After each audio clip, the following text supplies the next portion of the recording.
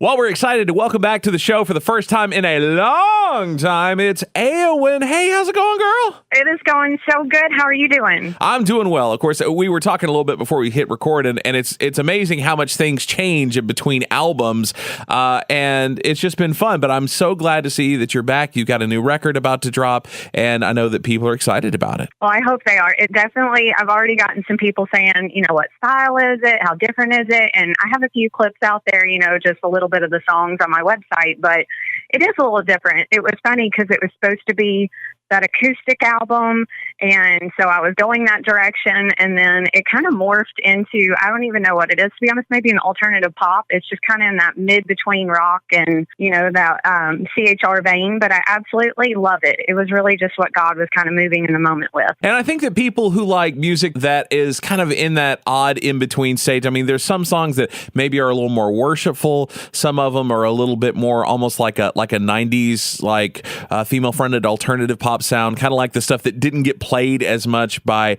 some of the artists who kind of became known for just ballads. But there was kind of that whole what am I thinking of? Lilith Fair. It was like the more interesting stuff that Lilith Fair artists played when they were trying to actually be experimental as opposed to just pay the bills.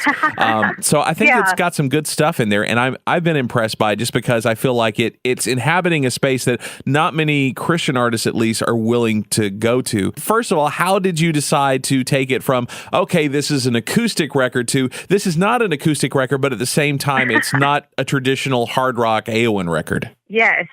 Well, I was actually doing some searching online and came across a London guy that was actually just throwing up tracks that you could kind of purchase and write around. And so when I came across 3 of his tracks, I immediately just loved them and started writing around them. So I sent it to my producer, Travis, and he started just having his guys, kind of add to them and increase them a little bit. So it kind of just kept progressing, and we all laughed because I started the whole process saying I just want acoustic and piano, but then as I heard these tracks, it kind of morphed into, no, I really like this. It kind of had just almost like it kind of sounds weird, but an R&B backing track vibe, which I love. I've always liked rap, and so I kind of liked that about it. Yeah, for sure. And it's weird. It also inhabits a space almost like a band like Evanescence, some of their more stripped down stuff. It kind of has that feel to it. And I don't mean this as any slight to anything else you've ever done, but just from the little bit I've gotten to listen to on the new record, I think this may be some of the best vocal work you've ever done. Oh, you have no idea how excited I am to hear that, because it was actually why I wanted to do an acoustic one in the first place, because I felt over the years I've loved my rock albums, but oftentimes even live, the vocals would be covered up a little bit. And so going to Travis, I said, I really want to show the vocals on this one, that I can sing, that I can do breathy, that I can do falsetto. So I was really excited about experimenting with different vocals. Okay. Now I'm going to ask a question that I know that there is at least a portion of your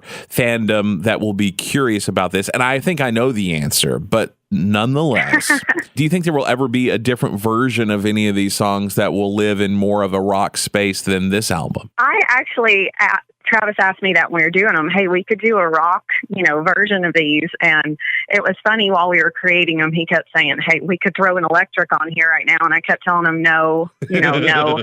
But what's funny is, which I hope those who have been listening to me a long time will see, is I really feel like stylistically I still am me, because I've been known, I'm kind of weird on stage. I like moving a lot, doing weird hand motions, head banging, all that stuff. And what's funny is we're doing the lyric video right now for Drench. We've been recording it, and all that still came up even without the electric. I'm still myself, and I still feel myself. So I think they'll kind of see that rock edge through the performance of it. Okay. So basically, either if they're viewing the video or maybe even if they see you live, it may take on at least a different foot forward than maybe you get just from listening to the record. Yes, absolutely. Okay, fantastic. I like it. Writing for this, you'd mentioned getting kind of some tracks that at least were kind of a jumping off point for a few of the songs on the record. How was writing for this style different for you than, say, writing for a rock record? I think that it really didn't change much, to be honest with you.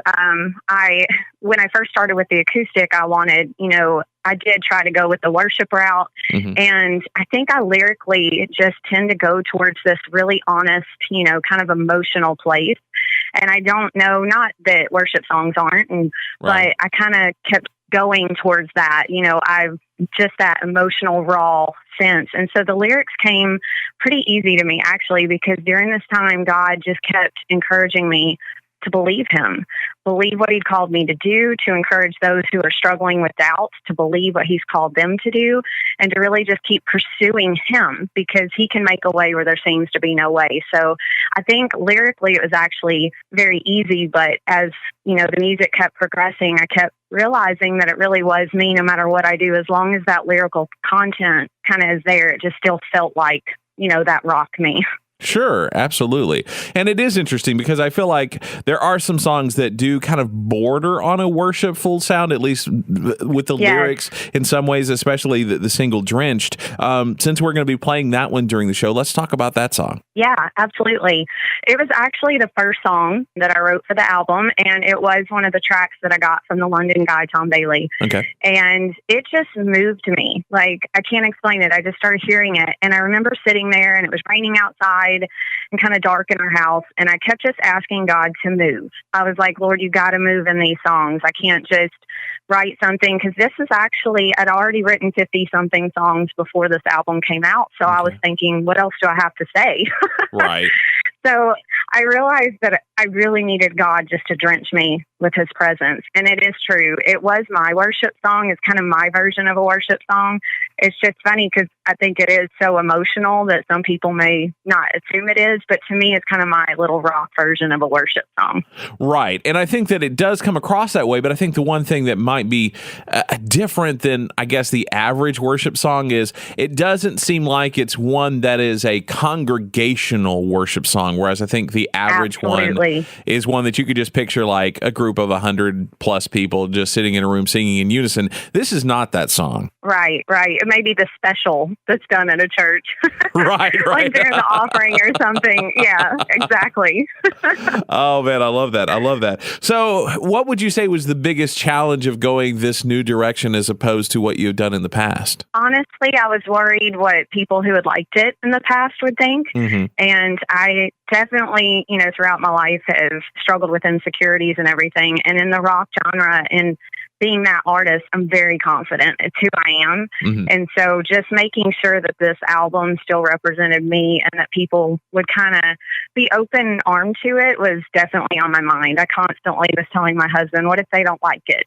And he just kept telling me, write what God's pouring into your heart, move in that direction and he'll make a way. So if they don't like it, it's okay. Of course, I want everybody to, but I just kept doing what I felt I was supposed to do. Okay, fair enough. Which is interesting because I think that it's kind of funny in a way because I think for a long time you've lived in a space where there really wasn't a whole lot. I mean, usually on any given day there's maybe 3 female-fronted Christian rock bands that are actually putting out stuff that's of a quality that can be played on the radio. I mean, there's always some that are kind of on the fringes that either, through talent or production money don't have it quite together yet. Not saying that they can't get there, but usually there's not very many, but it feels like recently there has been kind of this resurgence. Well, as I say resurgence, I don't know if there was ever an initial surge, but it feels like there's this kind of coming together. Like all of a sudden on the rock charts, there's at least 4 to 6 different female fronted bands at any given time.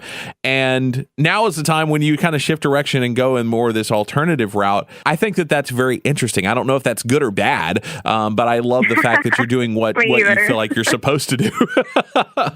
Yeah, me either. What was funny is the songs, I've actually had a couple played on a mainstream station, and I was like, how did that even happen? But it was neat because they're mentioning God, and yet, they're playing them. So I thought that was interesting because, my whole heart is to the church and the lost and those who just need hope. And so wherever God wants to take that, but for sure, coming when everybody is kind of like you said, resurging and coming out there, and then I dropped something that I literally was like, does it fit in that, Christian hit radio? Does it fit in rock?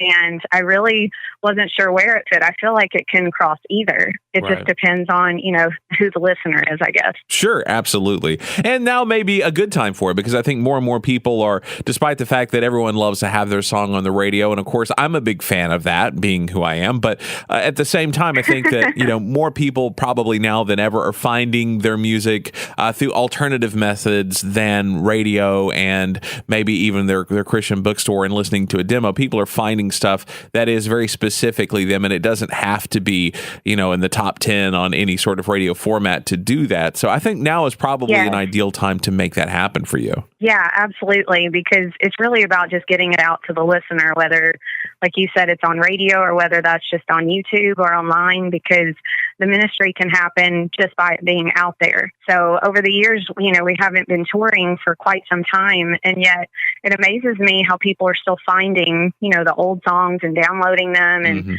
so it really is because it's just out there. Like you said, it's kind of, the day and age we live in right now. As long as you have it out there, anybody can hear it from around the world. Right. So it's really exciting. Absolutely. Now, we had talked about how this was a different direction and kind of an odd in-between space. Was there a sonic inspiration aside from the tracks that you initially listened to? Was there any other artist that you felt like was doing something in just kind of this general space that inspired you to want to get certain sounds out of this record? Yeah, absolutely. I actually loved NF. Okay. I heard several songs and was like, I love the backing music, that tracks. And so that kind of moved me. I've always loved, there's an artist I don't know a lot of people know, but Severina, she has a very different sound. And so I listened to hers and really enjoyed that. So, but yeah, a lot of them was just going out there and listening to different versions of just different songs out there and what people might do with a traditional song. And then when they switched them and maybe put an edge on them, I really liked that because I felt it did have a different take. Nice. Very cool. Well, let's talk about a couple of other tracks from the record. The album opens with Hero, which I think is a very interesting, it's got an interesting vibe to it that I connected with. Tell us about that song. Hero, I had several or a lot of people helping me with this one, which was really neat. I got stuck on it for a while. And again, it was from the London guy, and he's actually featured on it singing in the chorus. And so when I heard his track and him already singing on it, I immediately was drawn to it and thought, I need a song called Hero. And not like everybody had done a song called Hero. So I started really trying to figure out what that means to me. And so I think that was the biggest just question mark in my mind. How can I turn this into a song that really reflects what God's kind of showing me right now and others? And so I got another songwriter to come in and help with me, and he kind of wrote the first verse, and it just spurred from there. Then I did the second and all that. But it really was just about God coming in and just being my hero in the midst of desperation, in the midst of hopelessness, and even in the midst of wonderful things, just knowing that he's always there, open-armed, ready to save us. Fantastic. I love that. One of the other tracks that I really loved on the record is Safety. Let's talk about that one. Safety is one of my favorite.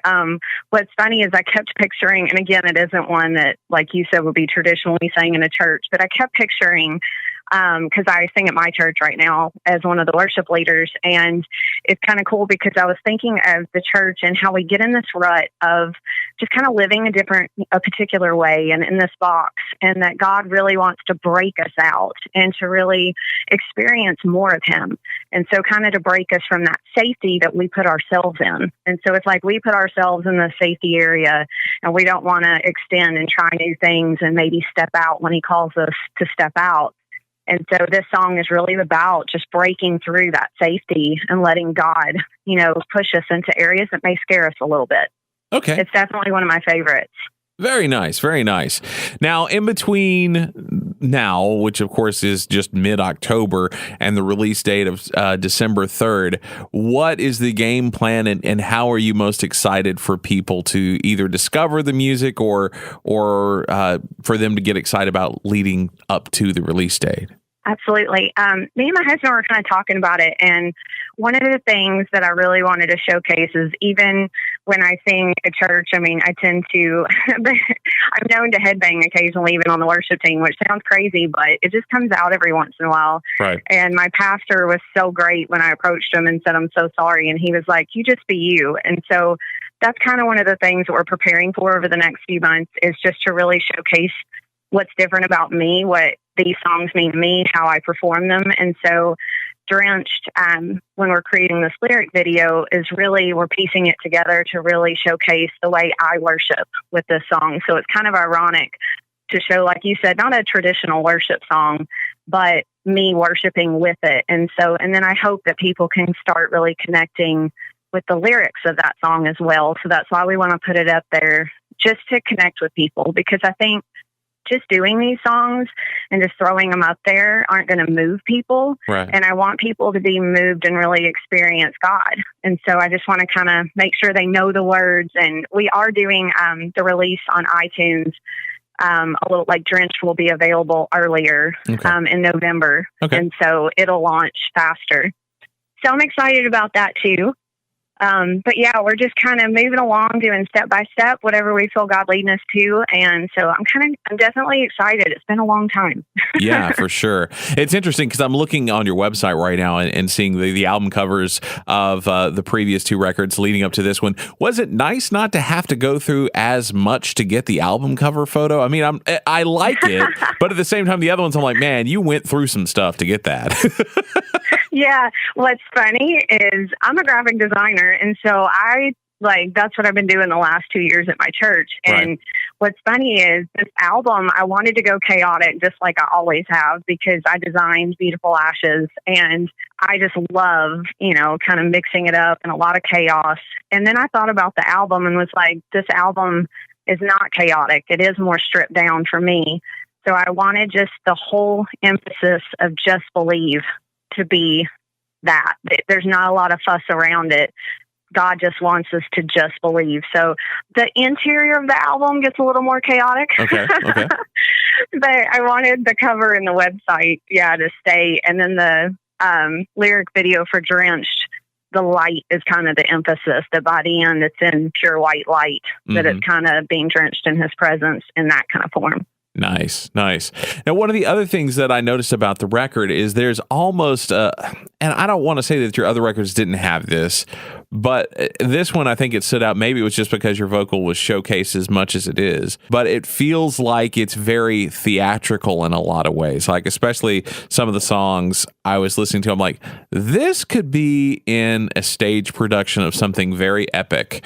And I like that about it. I think it had a lot of drama and emotion behind it, which I think is, like I said, not necessarily something that was missing from previous records, but it's just shown off that much more with kind of the minimal backing that you have for this record. Yeah, absolutely. And I think that really shines because of Travis Wyrick, which was my producer. And then I also got to work with Jeremy from Seventh Day on one of the songs as well. And both of them really pushed me to be emotional and raw. And it's funny, when I would sing, if I didn't give enough, Travis would be like, that's it? That's all you're giving me? Like, what are you singing about? And so I really felt that connection with the words. And if I didn't, he called me on it. And so I think that definitely made it, really shine more on this album, to showcase that emotion. Very cool. Now, I'm going to reach way back in my memory and hope that I get this right, because I don't always. But I seems like I recall from a previous interview that we did back in the day that Travis Wyrick made you shed a tear or two in the process. Did that happen? Did that happen this time? Oh my gosh, he always makes me cry. Yes. But in his defense, I am an emotional person. Yeah. And even the church staff who are in the other room, if they heard me, they'd be laughing right now going, yes, she is. I can cry over, enjoyment of something, happiness, sadness, just about everything. Someone talks about missing their cat, I can tear up. Right. So it's not rare of me to cry, but Travis definitely has a way of seeing my insecurities, and he calls me on it. So I really appreciate that about him. It's funny. I was having this what makes you cry conversation with a coworker the other day, and I I unveiled the fact that the number one way to get me to cry like instantly, like there's nothing I can do about it short of getting punched in the nose. There's no way to get me to just like start tearing up quicker than somebody getting a golden buzzer on a talent show. It's like just that moment of like, yes, you are that good. Everybody loves you. I'm just like, oh my God, that's beautiful. I'm going to need to see this. But yes, those moments for sure, because I mean, they've been wanting this and it's like someone believed in them. So yeah. Yeah, it's weird that sort of like huge validation. I'm just like, oh my gosh, that must be so awesome. And it's just right there instantly. That's right. My pastor today came in the office and he just had to give away his cat to one of, the coworkers. Uh-huh. And he came and showed me a video of his cat crying, like meowing like crazy when he was saying bye. And I started tearing up and I'm like, how is that not making you cry? Right.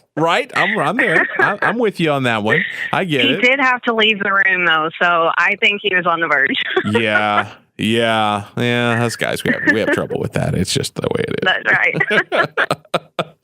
Wow. So now I get that probably touring isn't the first thing on your mind when it comes to this new record, but are you planning on doing any shows to play out some of the new songs? I would love to. I've actually had a couple venues already write and kind of check in. And our standard answer right now is, we're not looking to this year, but definitely open to next year. Sure. And so just kind of seeing what God's going to open up. But I would love to, because that's definitely one of those areas where you get to connect with the listener and really speak to them and go beyond just the song, which is definitely my heart. Sure. Now, is there any ideas of what that might look like? Because, I mean, there's obviously quite a gap between Beautiful Ashes and Silent Screams and Just Believe. And I assume that people would obviously want to hear both, but how do you think you would arrange that? How do you do it?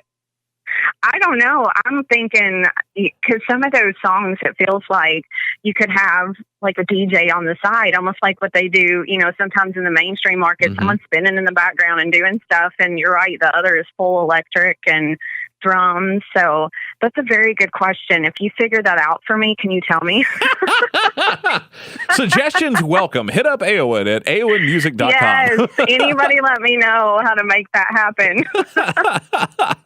Well, I don't know. I mean, I do know a couple of DJs, so you never know. I mean, that might be the way to go. And maybe it could just be as simple as just having a DJ, a guitarist, and a drummer, because, I mean, a drummer can definitely go along with a DJ, and you can have live drums with a DJ as well as having, a guitarist to just kind of add things here and there. And it could be a pretty stripped down setup, but I think that could be cool, though. Absolutely.